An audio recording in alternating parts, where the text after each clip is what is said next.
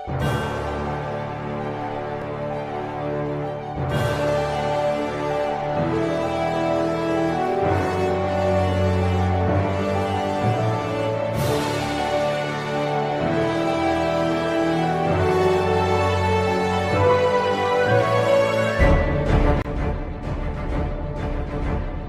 the five pillars of our state.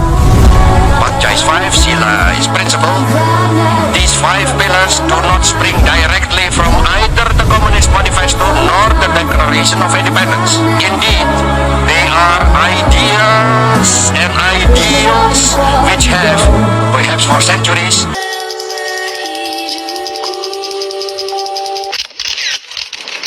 the Pancasila. Pancasila itu Pancasila berujuk.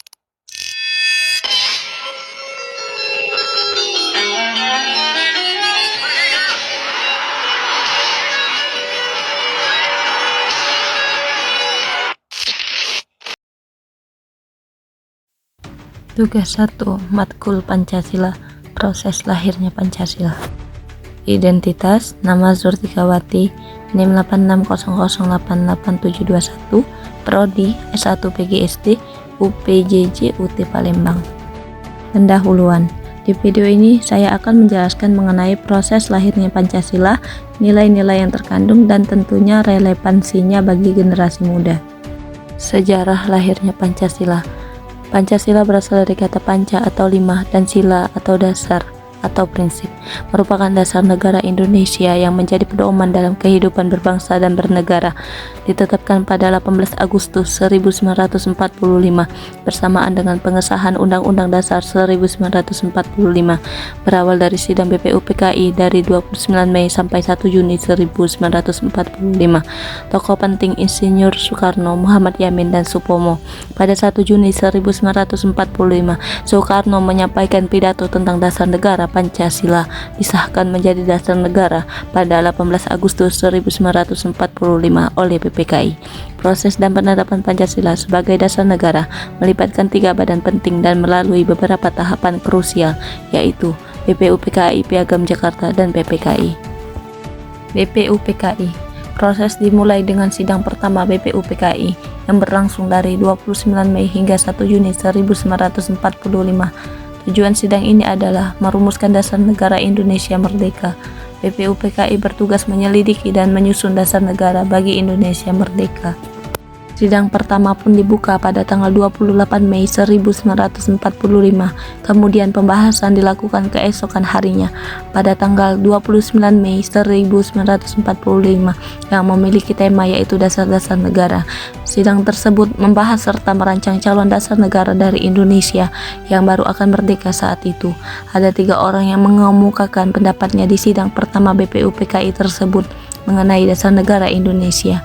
Dalam pidato singkatnya, Mr. Muhammad Yamin mengutarakan 5 asas dari dasar negara, yaitu perikebangsaan, perikemanusiaan, periketuhanan, perikerakyatan, kesejahteraan rakyat. Kemudian di tanggal 31 Mei 1945, Supomo pun mengusulkan 5 asas lainnya untuk dasar negara, yaitu persatuan, kekeluargaan, keseimbangan lahir dan batin, musyawarah, keadilan rakyat. Insinyur Soekarno juga mengusulkan 5 asas dasar negara pada tanggal 1 Juni 1945, diantaranya yaitu kebangsaan Indonesia, internasionalisme atau perikemanusiaan, mufakat atau demokrasi, kesejahteraan sosial, ketuhanan yang Maha Esa. Waktu perumusan Piagam Jakarta pada tanggal 22 Juni 1945, setelah sidang BPUPKI dibentuk panitia diketuai Insinyur Soekarno untuk merumuskan kembali usulan dasar negara. Hasil rumusan ini dikenal sebagai Piagam Jakarta yang membuat rumusan 5 sila. 1. Ketuhanan dengan kewajiban menjalankan syariat Islam bagi pemeluk-peluknya. 2. Kemanusiaan yang adil dan beradab. 3. Persatuan di Indonesia. 4. Kerakyatan yang dipimpin oleh hikmat kebijaksanaan dalam permusyawaratan atau perwakilan. 5. Keadilan sosial bagi seluruh rakyat Indonesia. PPKI untuk menjaga keutuhan dan persatuan bangsa Indonesia yang baru merdeka, dilakukan perubahan pada sila pertama sebelum Pancasila disahkan. Pengesahan Pancasila pada tanggal 18 Agustus 1945. Sehari setelah proklamasi kemerdekaan PPKI mengadakan sidang dan mengesahkan Undang-Undang Dasar 1945 termasuk pembukaannya. Sebelum pengesahan, rasa kontroversial dalam sila pertama Piagam Jakarta diubah menjadi ketuhanan yang Maha Esa. Perubahan ini mewujudkan sikap mengutamakan persatuan dan kesatuan bangsa di atas kepentingan golongan. Rumusan final sah sebagai dasar negara: 1. Ketuhanan yang Maha Esa. 2. Kemanusiaan yang adil dan beradab. 3. Persatuan Indonesia. 4. Kerakyatan yang dipimpin oleh hikmat kebijaksanaan dalam permusyawaratan perwakilan. 5. Keadilan sosial bagi seluruh rakyat Indonesia. Dengan demikian, rumusan Pancasila yang sah menjadi dasar negara Indonesia tercantum dalam pembukaan Undang-Undang Dasar 1945 yang disahkan oleh PPKI pada 18 Agustus 1945. Berikut 5 sila Pancasila dan maknanya. 1. Ketuhanan yang Maha Esa. Maknanya menjunjung tinggi nilai keagamaan dan toleransi antar umat beragama. 2. Kemanusiaan yang adil dan beradab. Maknanya menghormati hak asasi manusia dan menjunjung tinggi nilai keadilan. 3. Persatuan Indonesia. Maknanya menumbuhkan rasa cinta tanah air dan nasionalisme. 4. Kerakyatan yang dipimpin oleh hikmat. Maknanya menjunjung tinggi musyawarah mufakat.